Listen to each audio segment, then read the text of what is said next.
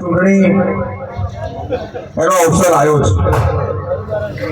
2019 માં આપણે ખૂબ મોટા માધ્યમથી હાર્યા હતા જ નહીં, આ વખત હારવું નહીં, વિનંતી કરવા આવ્યો છે। એ પણ આપણો ભાઈ હતો, હું પણ તમારો ભાઈ છું। ક્યાંક ને ક્યાંક તમારી વચ્ચે ક્યાંક નાની મોટી સતી રહી જાય, અમરેથી કીધું એમ જો મળવા જોડવાનું રહી જાય તો મને માફ કરીને કોમે લાગજો એવી વિનંતી કરું છું। કોંગ્રેસ પાર્ટીએ બધાની સંમતિ લઈ અને મને ઉમેદવાર તરીકે જાહેરાત કરી છે। જગદીશભાઈના પણ આપણા ઉપર આશીર્વાદ છે। એમને જ કહ્યું હતું કે ચંદન તું ચૂંટણી લડે,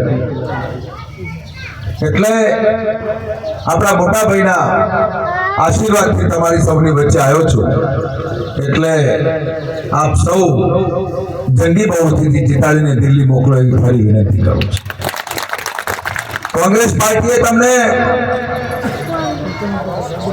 ખૂબ આપ્યું, એના લેખાજોખા કરજો, એના હિસાબ કિતાબ કરજો અને એના સરવાળા મારજો। અને સરવાળામાં જે કોંગ્રેસનો પલ્લો ભારે દેખાય તો 7મી તારીખે પંજાના નિશાન ઉપર મતદાન કરજો એવી વિનંતી પણ કરું છું। તમારા ગામની અંદર 1947 માં આપણો દેશ આઝાદ થયો, 1950 માં દેશનું બંધારણ આવ્યું અને બંધારણની અંદર તમારા કેટલાક આમુખ નક્કી કર્યા, તમને અધિકાર આપ્યા અને અધિકાર એવા આપ્યા કે છેક દિલ્હીની પાર્લામેન્ટમાં બેઠા બેઠા લોકોએ નક્કી કર્યું કે નવા ગામનો વ્યક્તિ એના માટે શું મારે મજબૂત કરવું, શું તાકાત કરવી અને કઈ રીતે આગળ વધાવો, આ નિર્ણયો લીધા। સૌથી પહેલા નિર્ણય તમને મત આપવાનો નિર્ણય લીધો અને મતમાં બંધારણીય જોગવાઈ કરી અને એમાં એવી જોગવાઈ કરી કે નવા ગામનો શેવાળામાં બેઠેલા માનવીના મતની કિંમત એક અને દેશના વડાપ્રધાનના મતની કિંમત એક, આ તમને પ્રસ્થાપિત કર્યું કે નહીં? મતનો અધિકાર કોને આપ્યો? કોંગ્રેસ પાર્ટી આપ્યો। અમે તમારી પાસે કેમ આવ્યા છીએ? મતની માંગણી કરવા આવ્યા છીએ અને આ અધિકાર ના આપ્યો હોત તો ભાજપા પણ તમારી જોડે આવે છે। મતની કિંમત સમજજો અને જેને આપણે તો ક્ષત્રિય કુળમાં જન્મેલા 18 આલમ અહીંયા બેઠી છે, આપણે જેને કોઈ ટોપું કર્યું હોય ને એને ટોપું કર્યા વગર રહીએ નહીં, આપણે એવા માણસો છે। એ મતની કિંમત તમારે સમજવાની છે અને મતની કિંમત નહીં સમજો તો 80 કરોડ રોજગાર, 80 કરોડ જે કંટ્રોલ આવવાની વાત છે ને એમાં ક્યાંક ને ક્યાંક તમારું મત છીનવીને જાય, એની પણ તમે ધ્યાન રાખજો। ભારતીય જનતા પાર્ટીની મંશા આ વખતની 2024 ની લોકસભાની ચૂંટણી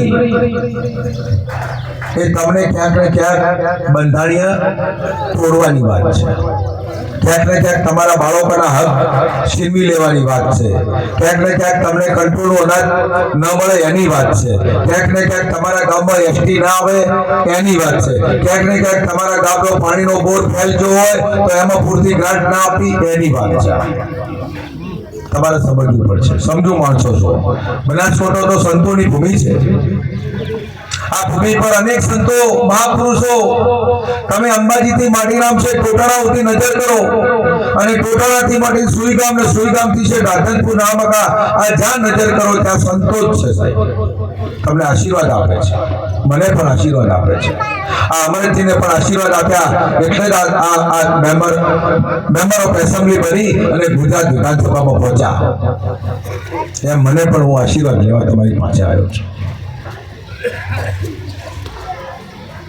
चिंता ना करता।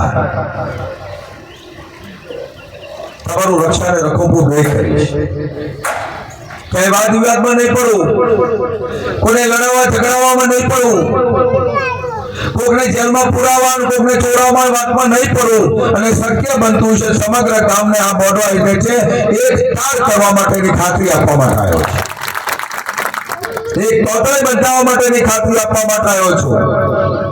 અને હું સદારામ બાપાનો ભગત છું ત્યારે ભંડારો કરવાની વાત આવી હોય કે ત્યારે પ્રતિષ્ઠા કરવાની વાત આવી હોય કે સદારામ બાપાને ક્યાંક લઈ જવાની વાત આવી હોય ત્યારે ચંદનજી ઠાકોરે સૌથી પહેલા સદારામ બાપાની ભક્તિમાં ક્યાંક પાછી કોની કરી નથી.